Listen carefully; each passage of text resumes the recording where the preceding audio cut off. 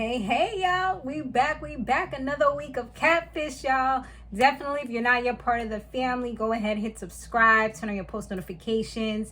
Also, check out my other channel. It's Samore Love TV. Well, if you type that in, you'll get it. It's some more viral trends. But if you check out that channel, you'll see my latest love and hip hop recap. I'll try to link it down below if I remember. So you guys can just easily go ahead and click on the link. I wanted to put at least 1 to 2 shows over there just to kind of make sure I'm staying active everywhere. You know what I'm saying? But yeah, let's go ahead and talk about this episode. So this one started off funny because Neve was over here rolling up with some old school limo that I guess he bought and was having one of his friends drive. I'm like, what the heck?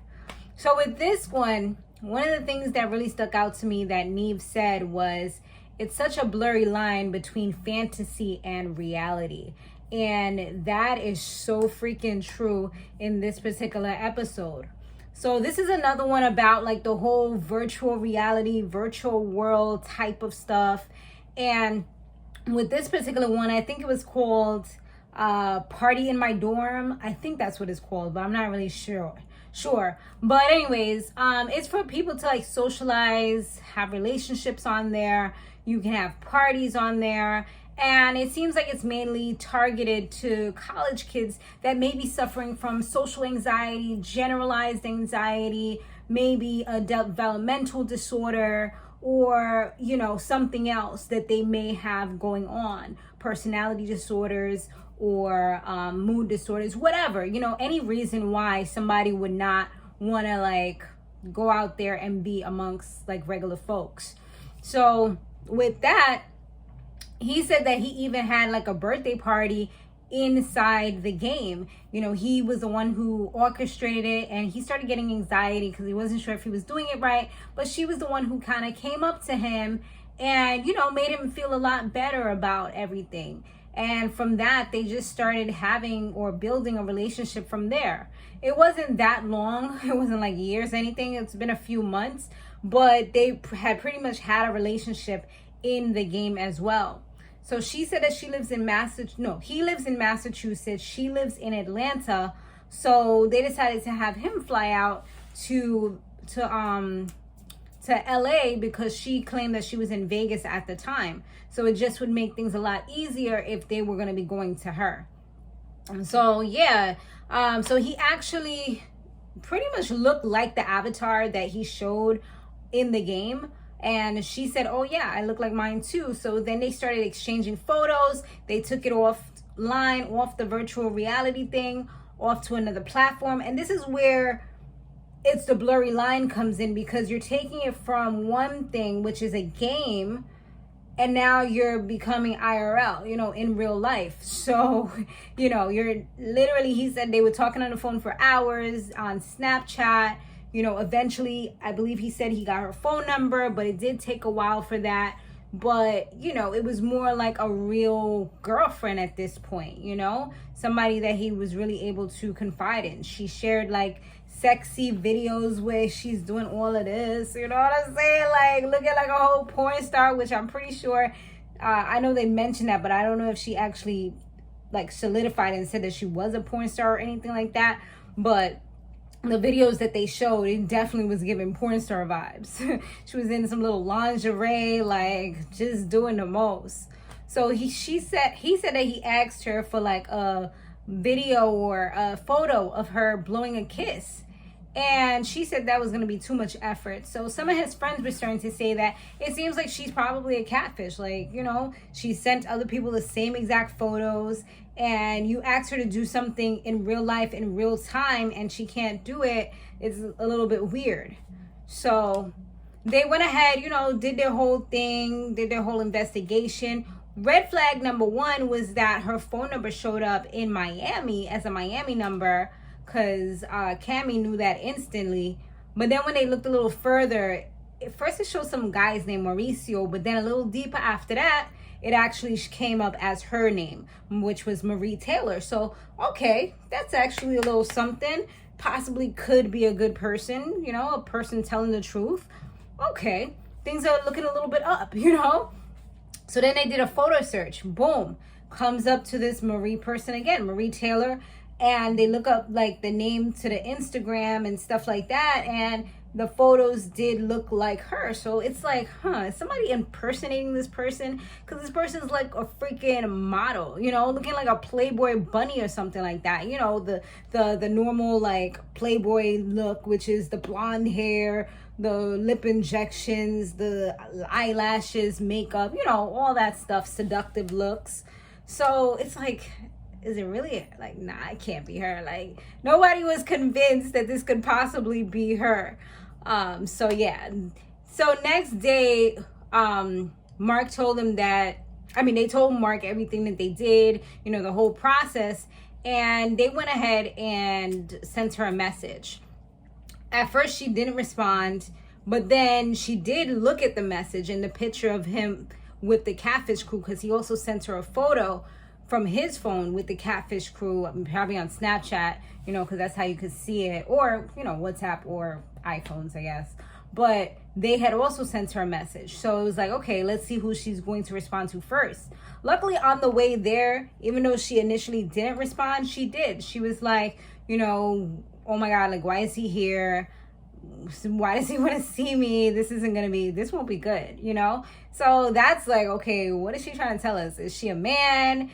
Is she not the right person? Like, what is going on? So they told him all of that, and he instantly seemed like he was having like a small anxiety attack. Like, I'm sure he wanted to have like a meltdown at that moment, but he was trying everything he could to like just stay afloat and kind of act normal, if you want to call it that, you know, neurotypical or whatever, because he was going into overload mode at that time. Like, he was having all the signs and symptoms, but he had to kind of like smoke. I guess that kind of helps him to calm his nerves, and drink some water to calm himself down.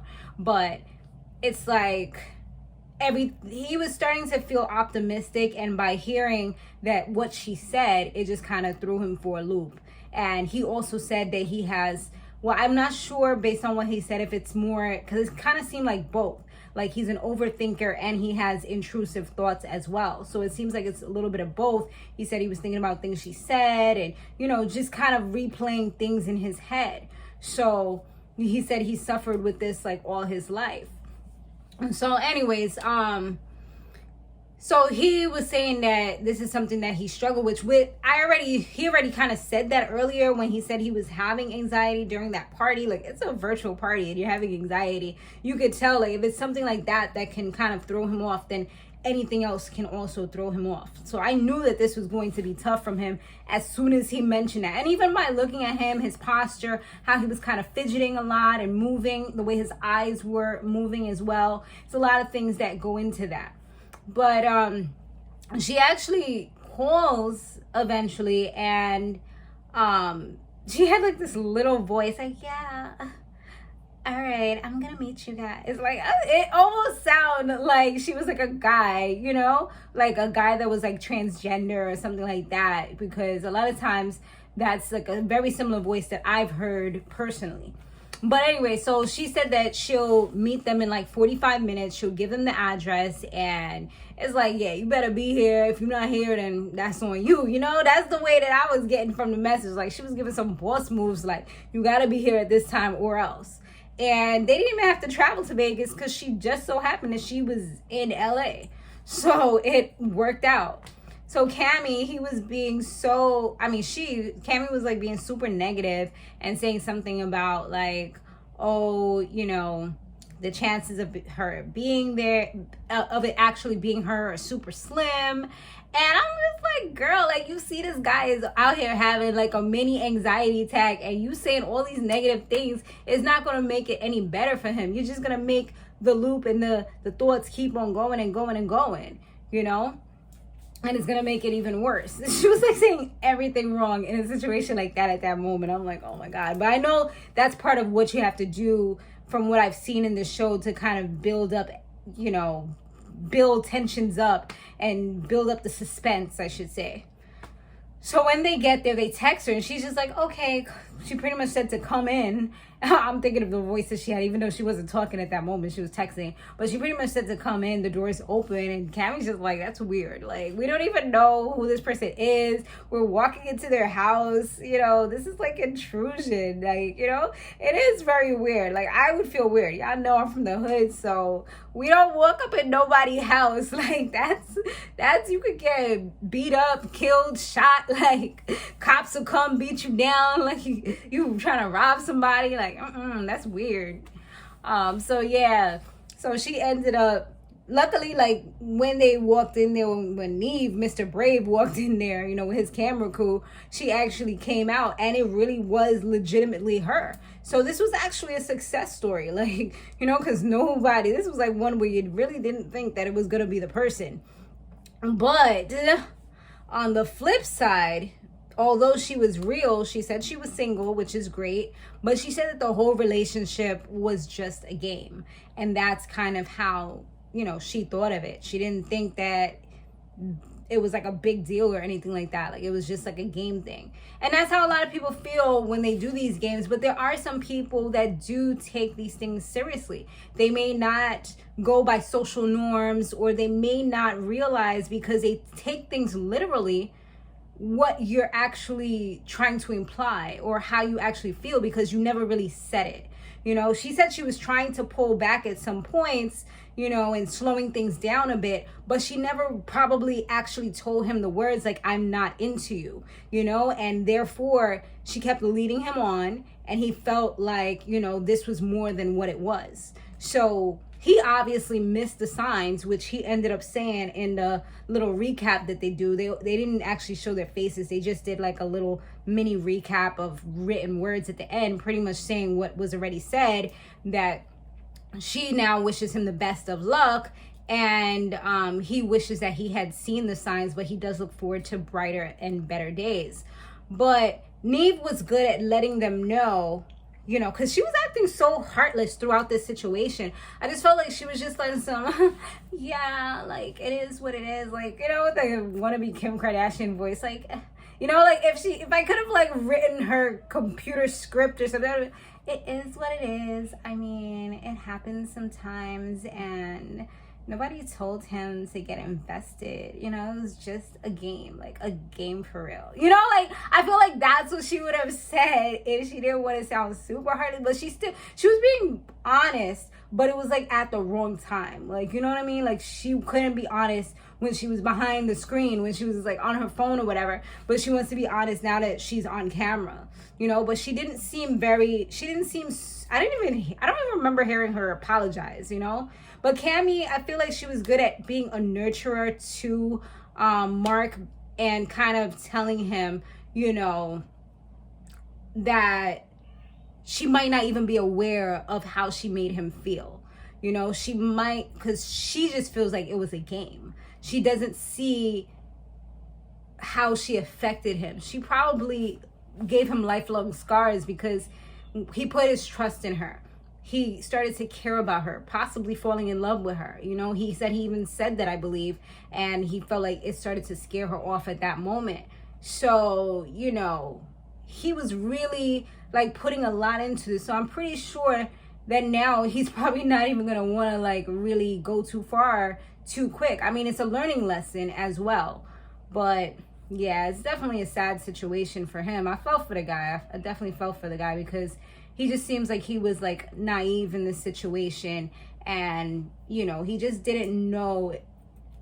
It was more so ignorance than anything else, because he lacked the knowledge. He literally didn't know. You know, it wasn't like he was pretending. It wasn't like he was trying too hard or anything. It's just she didn't give him clear directions, clear, you know, this is what it is. So he was going off actions, or what he thought was actions, what he thought were her words, or probably things that she even said that, you know, when she was playing the game.